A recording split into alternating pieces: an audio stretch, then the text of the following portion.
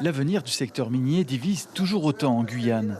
En 2016, la visite de Barbara Pompili, alors secrétaire d'État chargée de la biodiversité, avait suscité la colère des militants écologistes. Il a notamment déclaré chez vos confrères que l'activité aurifère, fût-elle légale, représentait une chance pour la Guyane. Et j'aurais pu concevoir ça d'un ministre de l'Industrie, mais je suis absolument surpris de ce mélange des genres. Le soir même, la secrétaire d'État répondait de façon directe, priorité à la biodiversité. Les mines légales aujourd'hui, elles représentent combien d'emplois en Guyane? Elles représentent 500 emplois. Aujourd'hui, il y a 20 000 chômeurs en Guyane. Est-ce que vous pensez franchement que moi, je peux penser que 500 emplois contre 20 000 chômeurs, on va régler le problème du chômage? Bien sûr que non. Le chômage, à mon avis, peut être réglé par le développement basé sur la biodiversité. Près de 4 ans plus tard, Barbara Pompili est nommée ministre de la Transition écologique. Les défenseurs de l'environnement espèrent désormais être clairement entendus par le gouvernement. L'objectif du gouvernement affiché à la demande de M. Macron, c'est priorité à la transition écologique. Nous allons voir si elle est capable de joindre le geste à la parole.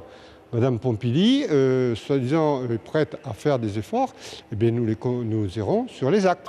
Le nouveau ministre des Outre-mer, Sébastien Lecornu, a également été confronté aux difficultés du sujet. En juillet 2018, le projet de mine industrielle Montagne d'Or, porté par un groupement russo-canadien, concentre la colère des écologistes et des organisations amérindiennes. Sébastien Lecornu, alors secrétaire d'État, les rencontre.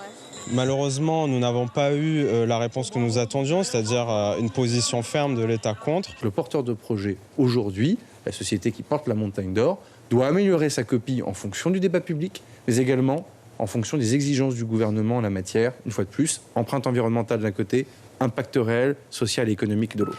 Le projet Montagne d'Or sera finalement écarté par l'Élysée.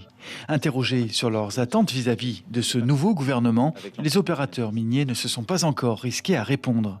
Quant à l'exécutif de la collectivité territoriale de Guyane, ses élus ont déclaré qu'ils ne s'exprimeraient pas sur le sujet.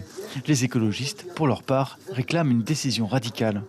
Ce que nous attendons derrière M. Lecornu et Mme Pompili, c'est que en accord entre eux-mêmes, ils puissent arriver à trouver un terrain d'entente pour abandonner cette filière minière. Il me paraît important de l'abandonner et qu'enfin, on trouve un moyen de développer durablement ce pays, la Guyane, à travers un développement économique qui a déjà été pris en compte par le rapport de Deloitte. Ce rapport publié en 2018 préconisait le développement de plusieurs secteurs d'activité comme le tourisme, la pêche ou le bois. Le collectif Hors de question a officiellement demandé à être reçu ce week-end par les membres du gouvernement. Suivez l'info sur Guyana Première, télé, radio et Internet.